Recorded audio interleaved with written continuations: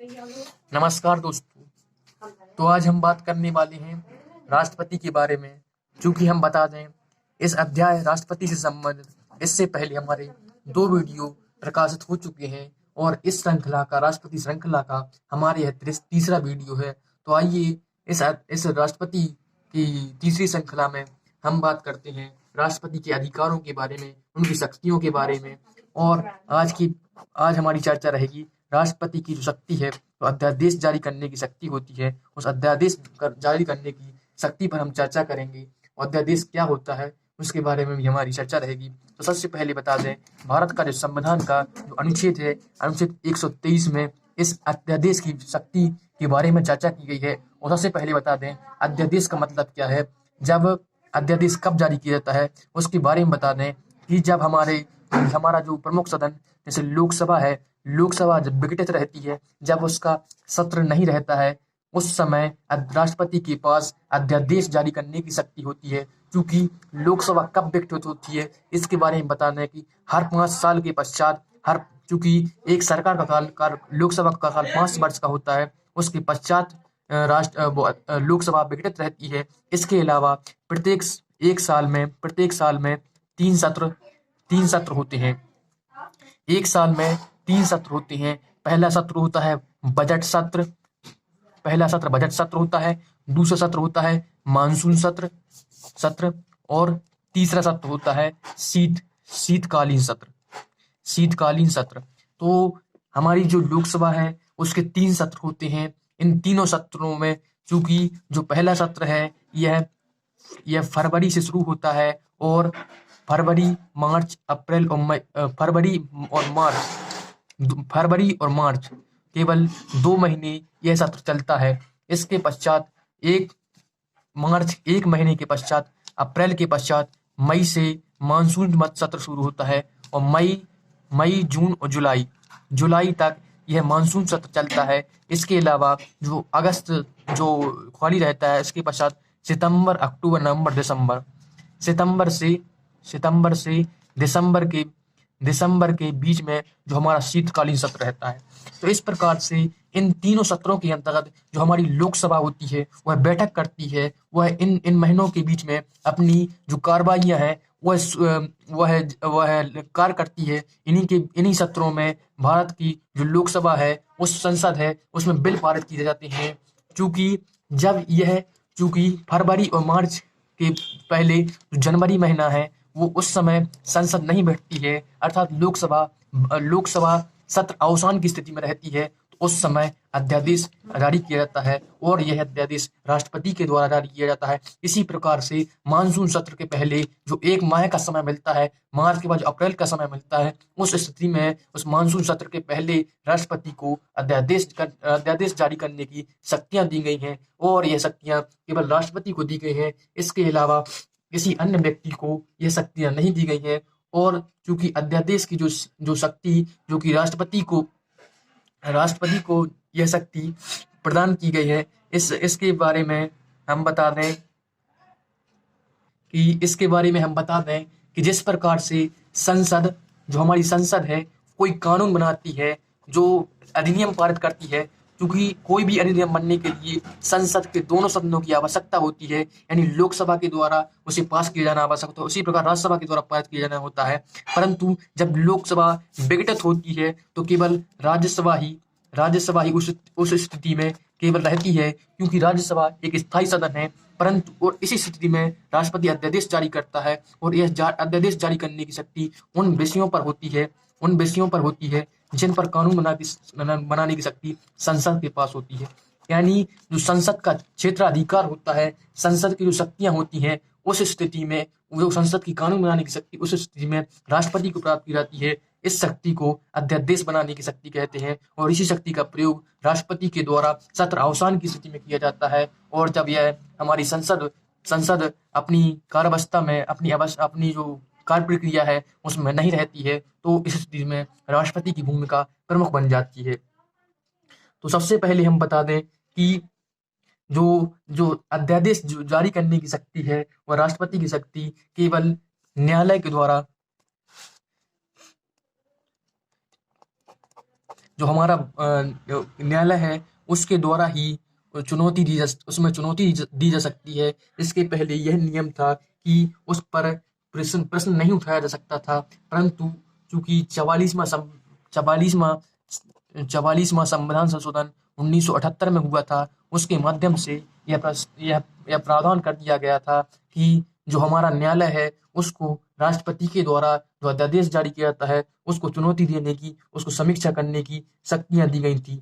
और चूंकि बता दें कि यह जो शक्तियां जो राष्ट्रपति के पास है वो है हमारी संसद के समानांतर शक्तियां नहीं है। इसका समानांतर शक्ति का होने का तात्पर्य यह है कि जब हमारी संसद चल रही हो उस स्थिति में राष्ट्रपति के द्वारा अध्यादेश जारी नहीं किया जा सकता है। इस प्रकार से जो जो राष्ट्रपति की शक्तियां हैं वह संसद के समानांतर नहीं है। केवल संसद के विघटन या उसके अवसान की स्थिति में ही राष्ट्रपति के पास यह शक्ति दी गई है और न्यायालय को इसकी समीक्षा करने का संपूर्ण अधिकार है। तो इस प्रकार से हम कह सकते हैं यह जो शक्ति है वह जो राष्ट्रपति की स्वविवेक की शक्ति नहीं है, यानी राष्ट्रपति की जो शक्ति है यह तानाशाही में शामिल नहीं हो सकती है, क्योंकि न्यायालय के द्वारा उसको अवैधानिक होने की स्थिति में उसे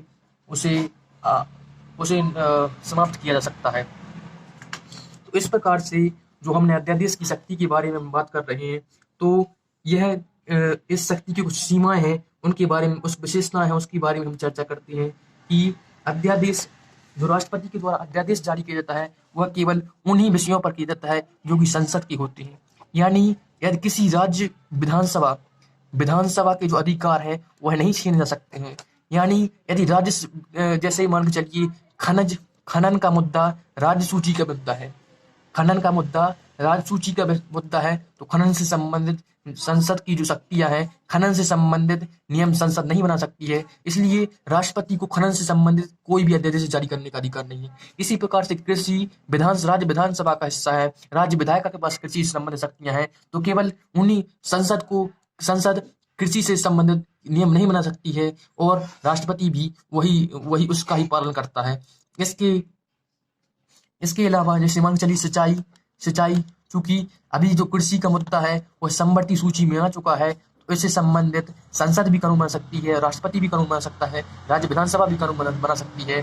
परंतु सिंचाई का मुद्दा है, यानी सिंचाई राज्य सूची का विषय है, इस पर केवल सिंचाई पर राज्य विधानसभा ही कानून बना सकती है।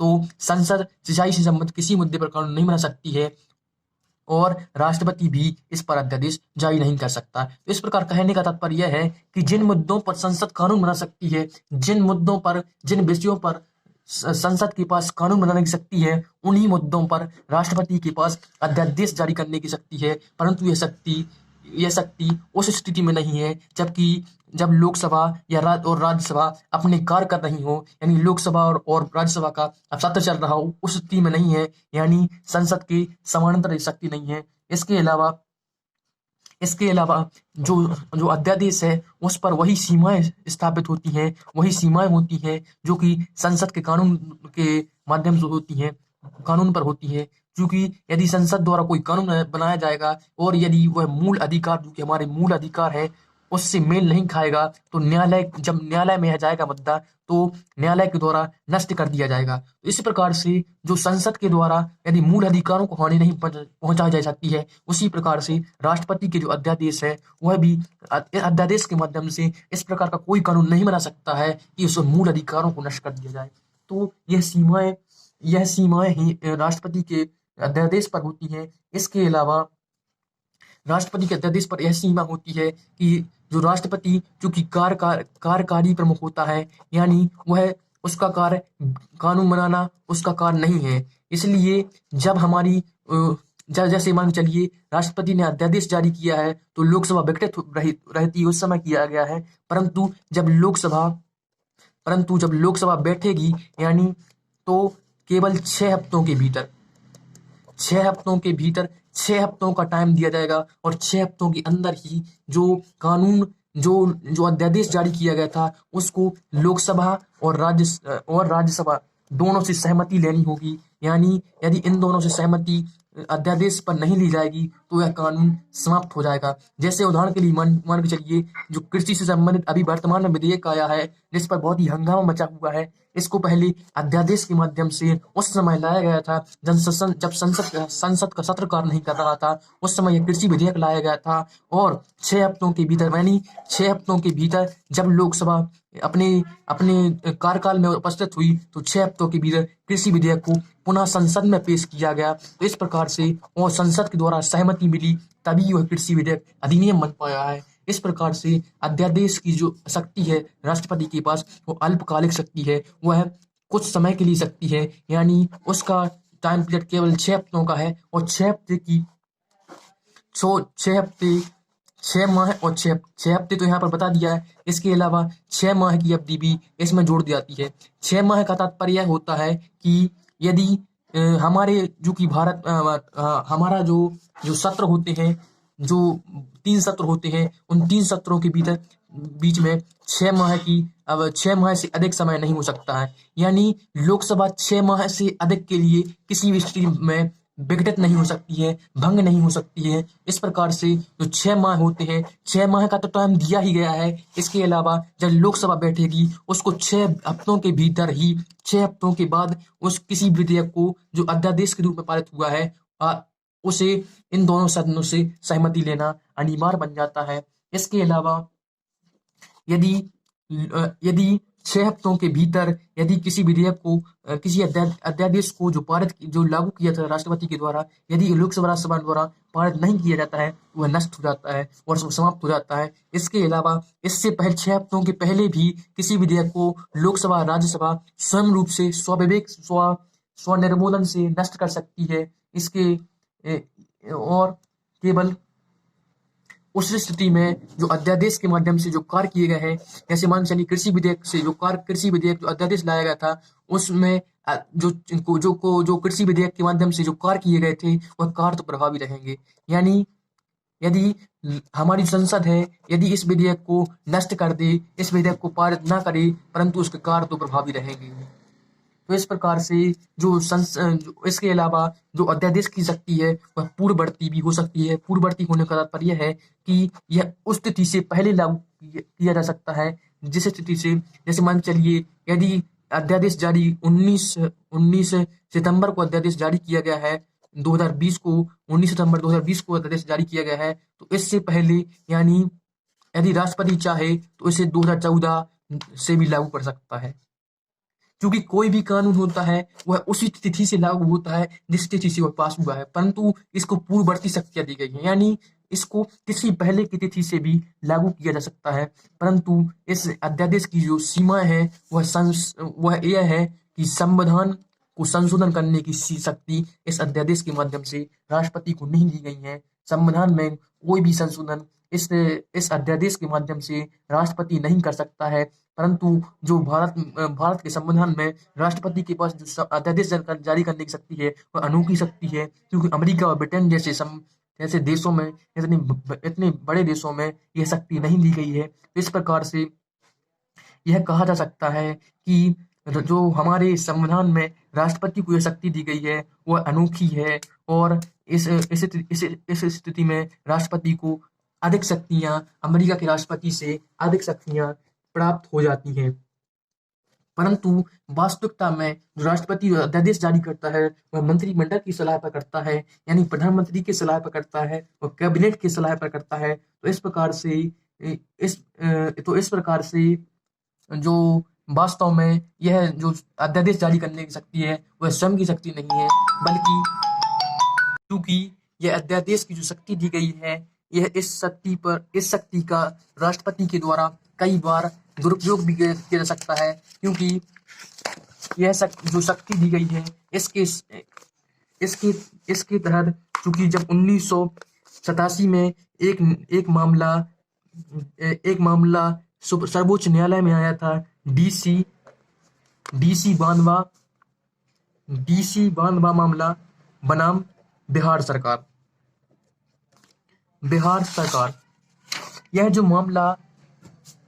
यह जो डीसी बांधवा बनाम बिहार सरकार का जब मामला था, यह जब सर्वोच्च न्यायालय में गया था तो उस समय सर्वोच्च न्यायालय में गया था, तो सर्वोच्च न्यायालय के द्वारा इसकी निरामोदना की गई थी। क्योंकि निरामोदना की गई थी यानी इसको मुखालफत की गई थी कि उस समय चूंकि 1900 उस बिहार के राज्यपाल पर यह आरोप था कि 1967 से 1981 के बीच में उन राज्यपालों ने बिहार के राज्यपालों ने कुल मिलाकर 256 अध्यादेश पारित कर दिए थे। और इस प्रकार से इस जो अध्यादेश की शक्ति क्योंकि राज्यपाल को भी उसी समानांतर दी गई है जिस प्रकार से राष्ट्रपति को दी गई है। तो सर्वोच्च न्यायालय के द्वारा कहा गया था कि 256 जो अध्यादेश जारी किए गए थे वह इन केवल 1967 से 1981 के बीच में किए गए थे। चूंकि अध्यादेश जारी करने की शक्ति का तात्पर्य यही है कि जब अति आवश्यक कोई मुद्दा हो तो उस संबंध में राष्ट्रपति को यह शक्ति या राज्यपाल को यह शक्ति दी गई है। यानी यह शक्ति केवल उन्हीं परिस्थितियों में दी गई है जब इस कार्य तो इस प्रकार से जो राज्यपाल या राष्ट्रपति के पास जो अध्यादेश की शक्तियां हैं वह केवल अति आवश्यक स्थिति में है। यानी जब हमारी लोकसभा नहीं रहती है, जब हमारा सत्र नहीं चलता है, तो उस स्थिति में यदि सरकार को कोई विधेयक पारित करना हो जाए, यदि किसी आवश्यकता हो जाए, तो उस स्थिति में राष्ट्रपति अध्यादेश जारी करता है। परंतु इस अध्यादेश की शक्ति का चूंकि राष्ट्र न्यायालय के द्वारा कहा गया था कि 256 बार जो प्रयोग किया गया है उस प्रकार यह दुरुपयोग किया गया है। और यह शक्तियां उस केवल संसद के पास है कि वह कानून बनाने की शक्ति राष्ट्रपति या राज्यपाल को या संसद या विधानसभा से नहीं छीननी चाहिए, केवल उनकी शक्ति है। इस प्रकार से इसकी निरामोदना की गई थी। अब हम बात करने वाले हैं, क्योंकि हमने अभी तक अध्यादेश के बारे में बात की, अब हम बात करेंगे कि राष्ट्रपति की क्या शक्तियां, राष्ट्रपति को समाधान करने की और क्या शक्तियां हैं। कि राष्ट्रपति की जो समाधान की शक्ति है उस बारे में हम चर्चा करेंगे।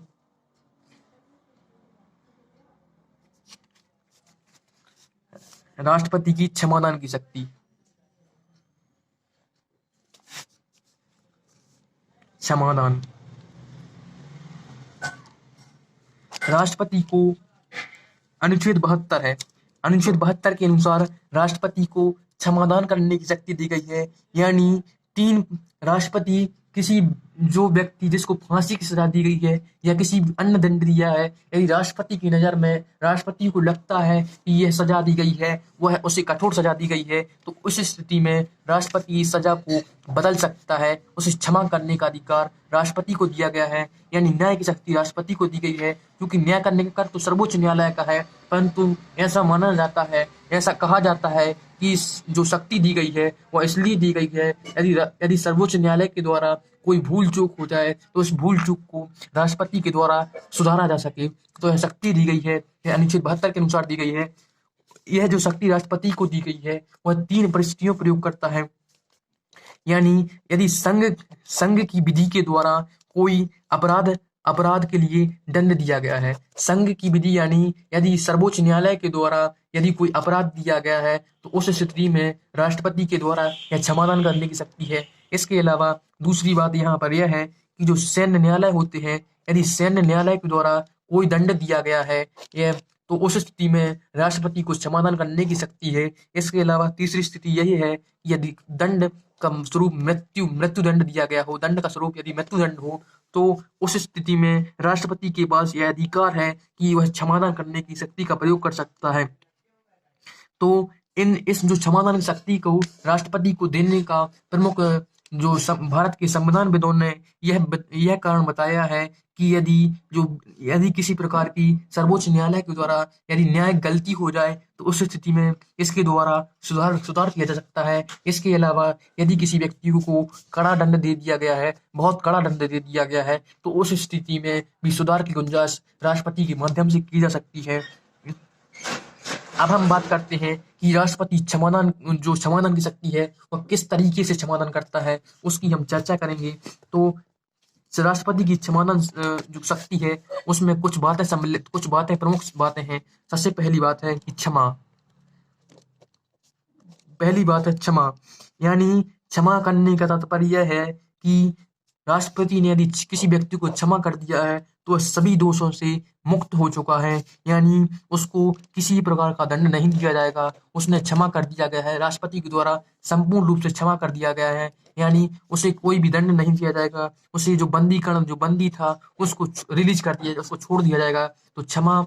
दूसरी बात इसमें सम्मिलित है लघुकरण, क्योंकि जो शक्तियां क्षमादान की शक्तियां दी गई हैं वो इन टॉपिकों के अंतर्गत दी गई हैं, उसकी हम अध्ययन कर रहे हैं। दूसरा है इसमें लघुकरण। लघुकरण का तात्पर्य है कि किसी यदि कोई सजा यदि यदि न्यायालय के द्वारा कोई सजा दी गई है तो उस स्थिति में लघुकरण का तात्पर्य है कि दंड के स्वरूप को बदलकर कम करना, यानी दंड के स्वरूप बदलना। लघुकरण का तात्पर्य है स्वरूप बदलना। स्वरूप बदलने का तात्पर्य यह है कि किसी व्यक्ति को आजीवन कठोर कारावास दिया गया है, तो राष्ट्रपति के पास लघुकरण के माध्यम से यह शक्ति है कि उसे नरम या 10 साल की सजा में परिवर्तित कर सकता है। तो इस प्रकार से लघुकरण का तात्पर्य है स्वरूप में बदलना। उसको जो स्वरूप था, क्योंकि आजीवन कारावास था, कठोर दंड था, उसको स्वरूप बदल दिया गया है। यदि किसी व्यक्ति को कारावास संपूर्ण जीवन के लिए कारावास दिया गया था, मान के चलिए, तो यदि किसी व्यक्ति को यदि किसी व्यक्ति को मृत्यु दंड दिया गया था, यदि किसी व्यक्ति को मृत्यु दंड दिया गया था, तो उसको उसका लघुकरण करके राष्ट्रपति उसे आजीवन कारावास में बदल सकता है। तो इस प्रकार से यह लघुकरण की शक्ति है वह राष्ट्रपति के पास है। इसके अलावा तीसरी शक्ति इसी के अंतर्गत है परिहार। परिहार का तात्पर्य है कि दंड की स्वरूप नहीं बदलता है, दंड की प्रकृति वही रहती है। दंड का जो स्वरूप होता है वह नहीं बदला जाता है, यानी दंड की प्रकृति रहती है, वह दंड का जो नेचर रहता है उसको परिवर्तन नहीं किया जाता है। यानी यदि किसी व्यक्ति को 2 साल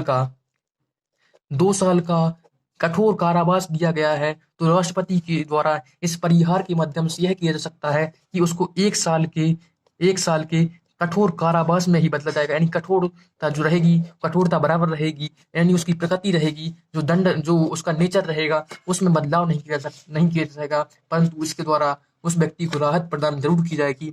इसके अलावा जो चौथी स्थिति होती है उसमें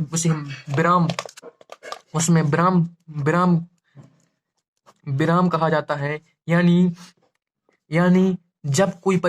यदि किसी व्यक्ति को दंड दिया जाता है, परंतु वह व्यक्ति उस दंडों को सहने के लिए उस परिस्थिति में नहीं है, यानी विशेष परिस्थितियों में यह शक्तियां राष्ट्रपति को प्राप्त करती हैं कि किसी व्यक्ति को विशेष परिस्थितियों में राहत दी जाए, यानी किसी व्यक्ति को यदि सजा दी गई है और उसके घर परिवार में यदि शादी है, तो उस स्थिति में उसको यदि शादी है या फिर कोई व्यक्ति शारीरिक रूप से अपंग है या किसी जो महिला है वह गर्भावस्था में है, तो उस स्थिति में जो सजा का स्वरूप होता है जैसे मान के चलिए किसी व्यक्ति को फांसी की सजा दी गई है और वह महिला गर्भावस्था में है, तो गर्भावस्था के पश्चात यदि उसके बच्चे पर प्रभाव ना पड़े तो फांसी की सजा को कुछ समय के लिए विराम दिया जाता है, कुछ समय के लिए रोक दिया जाता है और उसके पश्चात सजा बराबर बरकरार रहती है। इसकी पांचवी स्थिति यह हो सकती है कि प्राविलंबन।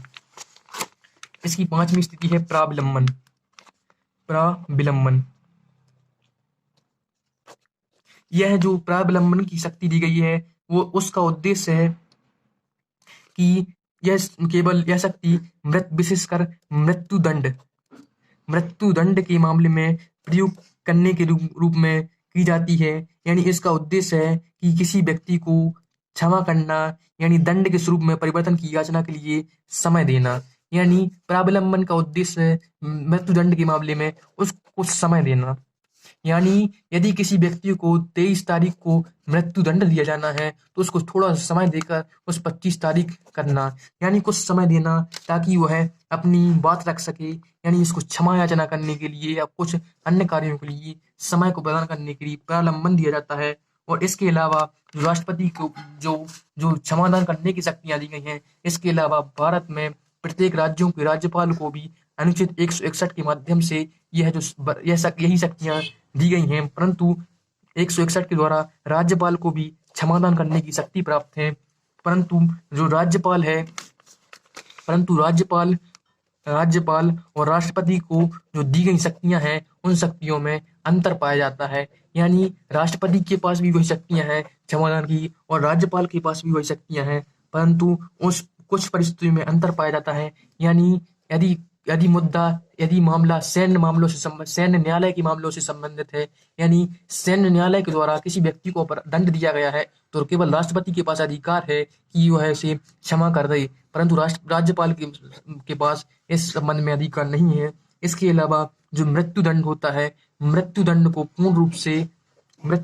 क्षमा करने का अधिकार राष्ट्रपति के पास है, परंतु ऐसा मृत्युदंड से संबंधित जो कम अधिकार है वह राज्यपाल के पास है। यानी मृत्युदंड को क्षमा करने के अधिकार केवल राष्ट्रपति के पास है, परंतु राज्यपाल को भी मृत्युदंड से संबंधित थोड़े कम अधिकार हैं, परंतु अधिकार जरूर है। इसका तात्पर्य है कि राज्यपाल जो मृत्युदंड है उसको निलंबित कर सकता है। निलंबित का तात्पर्य है कि उसे कुछ समय के लिए रोक दे, मृत्युदंड को कुछ समय के लिए रोक दे, या उसको दंड का स्वरूप परिवर्तित कर सकता है। यानी उसे स्वरूप परिवर्तन करके मृत्युदंड दिया गया है उसको कठोर कारावास में, आजीवन कारावास में बदल सकता है। इसके अलावा उसके जो दंड की अवधि कम कर सकता है, दंड का स्वरूप बदल सकता है, परंतु जो मृत्युदंड है उसको पूर्ण रूप से माफ नहीं कर सकता है। यानी केवल पूर्ण रूप से माफ नहीं कर सकता है और बाकी सब निलंबित कर सकता है, और बाकी सभी शक्तियां उसको बराबर दी गई हैं। यानी केवल मृत्युदंड को माफ नहीं कर सकता है, पूर्ण रूप से क्षमा नहीं कर सकता है राज्यपाल, बाकी सभी शक्तियां राष्ट्रपति के समान हैं। इसके अलावा जो क्षमादान की अन्य शक्तियां हैं वो राज्यपाल और राष्ट्रपति को समान दी गई हैं। अब हम बात करते हैं कि जो राष्ट्रपति और राज्यपाल को शक्तियां दी गई हैं उसकी कुछ सिद्धांत हैं, कुछ विशेष बातें उसके लिए, कुछ विशेष तथ्य हैं, उसकी चर्चा करते हैं कि यदि कोई किसी व्यक्ति को, चूंकि यदि राष्ट्रपति के द्वारा क्षमादान दिया गया है तो यह क्षमादान दिया गया है उसको किसी न्यायालय में उसकी चुनौती नहीं दी जा सकती है।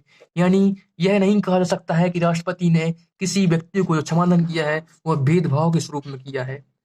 यानी यह जो राष्ट्रपति की क्षमादान करने की शक्ति है वह समीक्षा की शक्ति से बाहर है। यानी न्यायालय में इस आधार पर नहीं चुनौती दी जा सकती है कि राष्ट्रपति ने दुर्व्यवहार से या किसी व्यक्ति को क्षमादान दिया है, यानी राजनीतिकन किसी व्यक्ति को क्षमादान दिया है। यानी हम बता दें कि राष्ट्रपति किसी व्यक्ति को जब क्षमादान करता है तो इसका तात्पर्य यह नहीं है कि राष्ट्रपति स्वयं से किसी व्यक्ति को स्वविवेक से, स्वयं की इच्छानुसार जिस व्यक्ति को चाहे क्षमा कर सकता है, बल्कि ऐसा नहीं, बल्कि वह केवल मंत्रिमंडल जिस व्यक्ति को कहती है मंत्रिमंडल के अनुसार कार्य करता है। यानी मंत्रिमंडल का मुखिया प्रधानमंत्री होता है, तो प्रधानमंत्री की सलाह पर किसी व्यक्ति को ही क्षमादान करने का अधिकार राष्ट्रपति को दिया गया है। तो इस प्रकार से जो वास्तविक शक्तियां हैं वह प्रधानमंत्री के हाथ में, यानी मंत्रिमंडल के हाथ में है। केवल नाम मात्र की जो शक्ति है, कहने की शक्ति, राष्ट्रपति के पास क्षमादान की शक्ति होती है। इसके अलावा जो राष्ट्रपति की जो क्षमादान की शक्ति दी गई है वह राष्ट्रपति को यह जरूरी नहीं है कि वो कारण बताए कि राष्ट्रपति ने किसी व्यक्ति को माफ क्यों किया, इसका कारण बताना उसके लिए बाध्यकारी नहीं है। इसलिए जो राष्ट्रपति की जो दंड को क्षमादान करने की शक्ति है वह इन आधारों पर थोड़ी सी कम प्रतीत होती हैं। अब हम बात करेंगे कि राष्ट्रपति की संवैधानिक स्थिति क्या है, राष्ट्रपति की संविधान में स्थिति क्या है।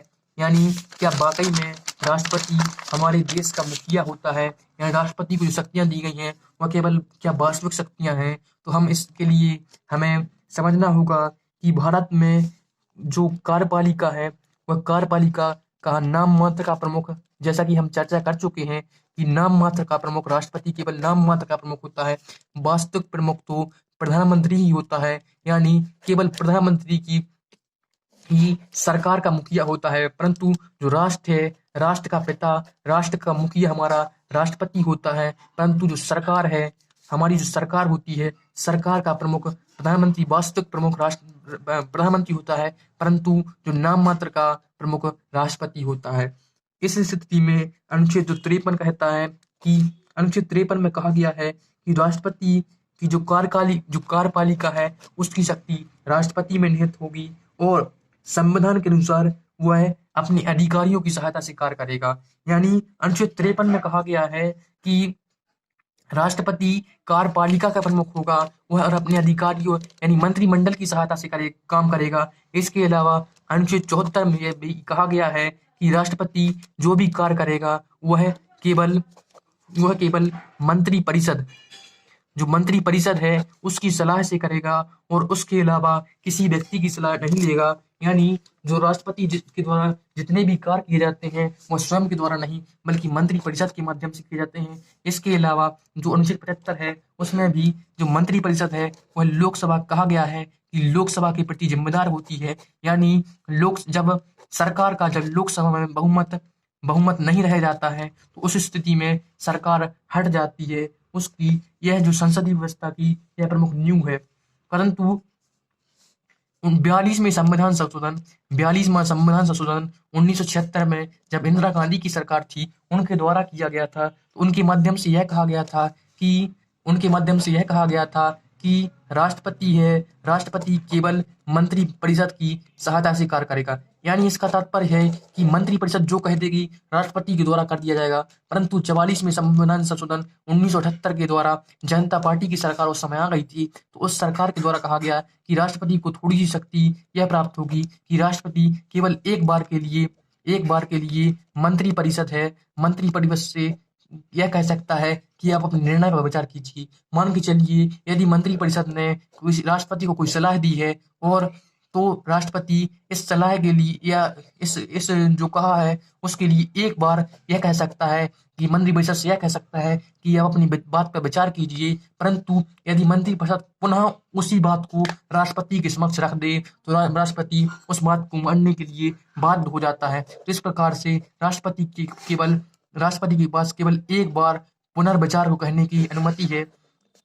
यानी राष्ट्रपति कह सकता है कि आप आपने सलाह दी है उस पर पुनर्विचार कीजिए। और इसी के तहत कई ऐसे मामले देखे गए हैं जिनके तहत इसका प्रयोग किया गया है। जब 1997 की बात है, अक्टूबर 1997 की बात है, उस समय हमारे राष्ट्रपति के आर नारायण उस समय हमारे राष्ट्रपति थे। तब उस समय उनसे कहा गया था कि अनुच्छेद 356 उस समय उनसे मंत्री परिषद यानी सरकार उस समय की सरकार ने कहा था राष्ट्रपति से कि अनुच्छेद 356 उत्तर प्रदेश में अनुच्छेद 356 उत्तर प्रदेश में लगा दिया जाए। परंतु उन्होंने अपनी शक्ति का प्रयोग किया और मंत्री परिषद से एक बार विचार करने को कहा। तो जब मंत्री परिषद के द्वारा विचार किया गया तो राष्ट्रपति उस मंत्री परिषद ने पुनः विचार में कहा था कि यह जो राष्ट्रपति शासन 356 के तहत लगाना है उसको मना कर किया गया था। तो इस प्रकार से उस समय कल्याण सिंह की सरकार थी जो कि उत्तर प्रदेश में सरकार थी, वह बच गई थी। तो इस प्रकार से इस शक्ति का जो 40 संशोधन एक बार पुनर्विचार की शक्ति दी गई है उसका प्रयोग किया गया था। परंतु वास्तव में राष्ट्रपति है हमारे यहाँ अमेरिका के राष्ट्रपति से बहुत ही भिन्न है। अमेरिका के राष्ट्रपति के बराबर भारत के राष्ट्रपति को शक्तियां नहीं है, क्योंकि अमेरिका में राष्ट्रपति व्यवस्था प्रचलित है परंतु भारत में प्रधानमंत्री व्यवस्था। धन्यवाद।